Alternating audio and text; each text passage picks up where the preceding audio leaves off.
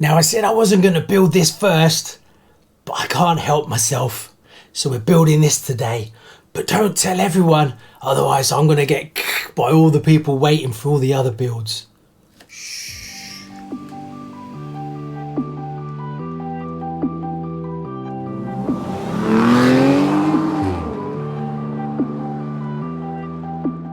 Hi, and welcome to RCKicks. On today's show, well, we're going to build the Novafox. Yeah, I know I said we were going to wait, but I just can't help myself. I unpacked it and we did the video the other day, and I just can't help myself. So I'm going to build this one. I promise I'll build it as fast as possible so that we can get on to the other builds that have been waiting a while. It shouldn't take me more than 2 days to build this, so 3 days including the editing of the video. So it's only 3 days out before we go back to the other two. Yeah, I know, I'm sorry, but it's just cool. So what I've got to do first is I've got to unbox it, lay it all out, and then we'll crack on. So I'm going to do the magic YouTube thing so we can skip along as fast as possible, because watching me lay out loads of parts is boring as hay. And there you go, all laid out, ready to go. Right, we're kicking off page 4, where we're building the servo saver and the rods, and then we move on to the servo. Now I've already trued this up, so it's in the center, ready to go. Going by the way it fits in this car, you definitely want to do that before you build it, so it looks like it'd be a bit of a pain to do it afterwards. Right, let's crack on.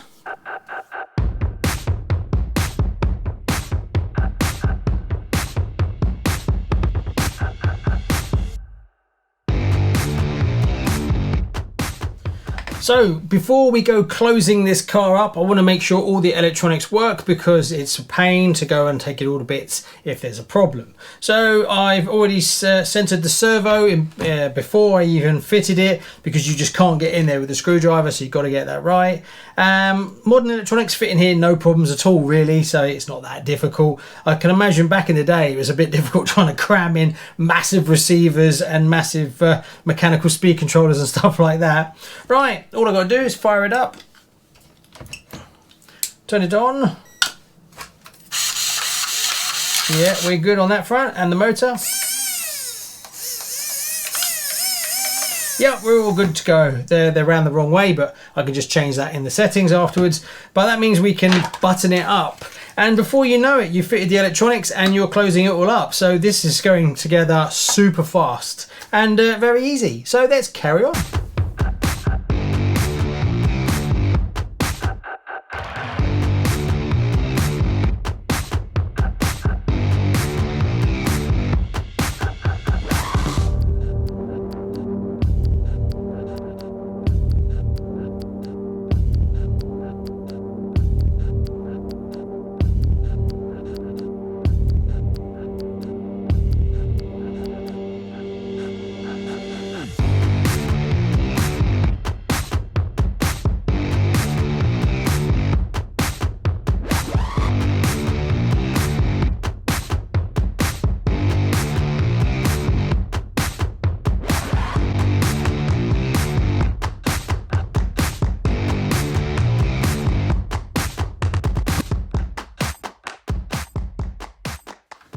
Okay, so we're zooming along. The front is all sorted. I've done the anti-roll bar a little bit ahead of schedule, because I've got to do the dampers next. So that's what's left to do. Well, there's only 3, so that's not so bad, I suppose. Not a big dampener fan, but at least they're oil and not friction, which is great.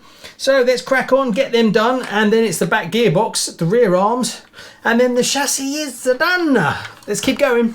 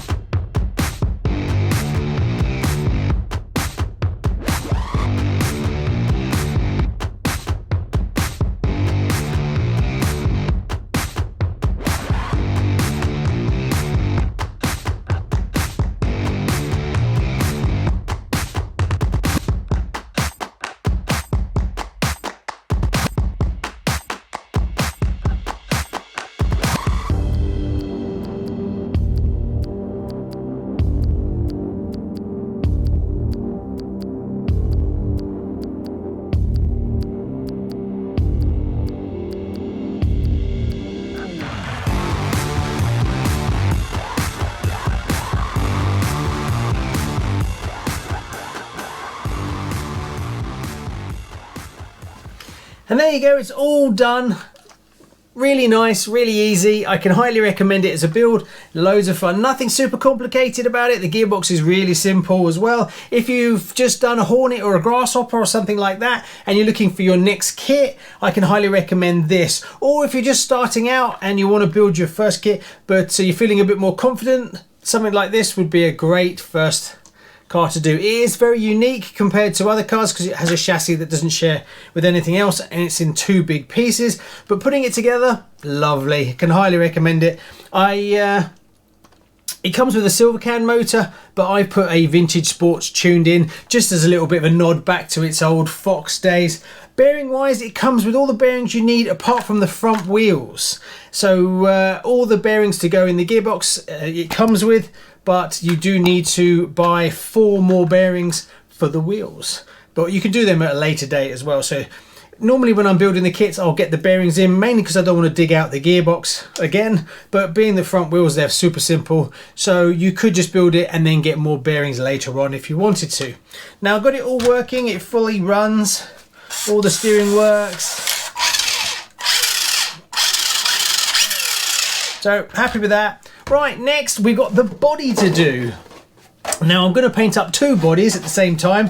Yeah, because I don't need a challenge, do I? So firstly, we've got to cut this out. Then I'm going to give it a good wash to get all the fixing agent out so it doesn't react with the paint. I'm going to mask it off and then I'll be right back.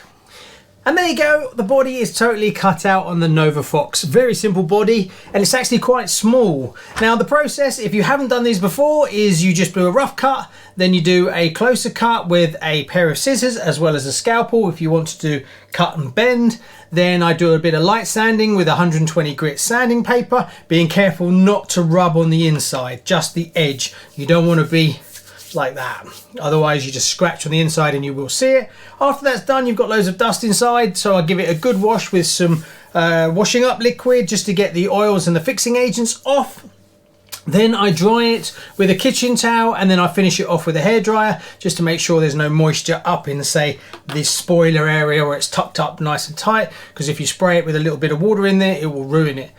After that, I fit the window masks and then basically test fit it all to make sure it's all exactly how you want it to be, and then I paint it up. So that's where we're at now. So I'm going to basically take it off now, take my PS16, which is not box art, it's a metallic blue, but I like the metallics. It kind of gives them a bit more punch than just the flat colours. So that's the plan for today. It isn't raining for once in the UK, which is brilliant, so it shouldn't be too much of a problem of me fighting the weather today. Also, it doesn't look too windy as well, which is another bonus. Right, wish me luck, I'll paint it up. So this is the body after its first light coat. You want to keep this coat as light as possible so that it plugs any gaps around the masking tape windows. Now we're on a second coat. We can go slightly heavier, and now this is the third coat. You can see it's really starting to thicken up now. After this, I then changed the paint and I went to a backing in a darker colour. This is PS59 because I wanted to bring down the tone a little bit. After that, I then backed it in 2 layers of bright silver just from the inside. Now this is the body with the Perspex protective cover removed, and as you can see, it looks lovely. Well, I kind of finished it and then it went like that. Sorry. Oh, sorry. What I meant to say is I finished the painting and it came out lovely. Now I had a bit of a change halfway through because there's nothing like having a plan at the beginning. But I started painting PS16, which is metallic blue. So that's a very, very light blue. But the actual car in box art is actually very dark. And then we have some light blue here. So I didn't want it to be too light. So then I had a bit of PS59, which is dark metallic blue. But I didn't have enough to do the whole car. So I went with the lighter one and I did 3 coats. Then I did 2 coats of PS59. And then I've now backed it in PS12 silver, which then gives me a sort of dark but yeah quite vibrant metallic colour, which is bang on what I wanted. So I'm really chuffed about that. So it's not quite as dark as the PS59, but it's not quite as bright as the PS16, or me. So then I pasted it silver. I would have done gunmetal, but the silver was half used as well. So it's good to finish up old cans and not break out a new one. So I'm quite happy with that. Silver as well, that's good enough. Now I'm letting it dry, but I thought what I'd do, it's drying now, and I ran the hairdryer over it quickly, just to try and speed up the process, is to pull it off so you can look at the lovely, nice finish. Now I don't like doing these on camera because they never work properly. You end up spending ages picking at stuff. But I think I've got it. There we go. And if you can see, it is absolutely stunning. There we go. Get some light on it, bit of bling for you. Came out lovely, very easy, one colour. Now I could have gone and done the bars in black again like I did on my June Watanabe, but I just can't be bothered, and I'm happy to use the decals on this because they're very straightforward bars, so I'll go with that this time. Otherwise I won't get this video out to you. Right, what's next? Next we got to cut out the decals and start fitting the decals, and then we're almost there, ready to take it for a run. So let's crack on and push to the finish line because I want to get this video out to you tonight.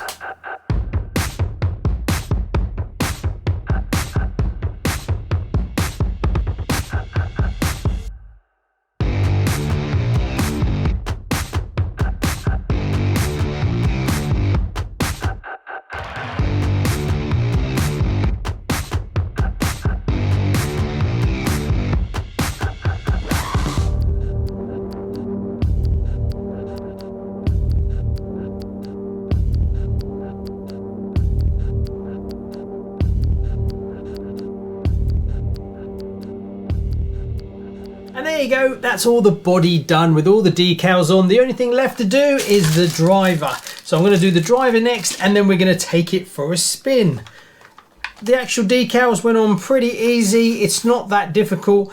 Anything that's normally on the front section in the middle can tend to be a bit of a pain, but with this decal, as long as you line it up against the front here and you keep it level, it will line up okay. So that's not as difficult as you may think. I left off the number at the front just because it looked a bit crowded to me, but I kept the numbers on the side. The only other change I did was I put a decal here. That's not standard either, but apart from that, all the other decals are as they should be. So right, I'm going to paint this up and then we're going to take it for a spin. So let's head out of the studio and see what it can do. Check out one of these videos for some more RC fun.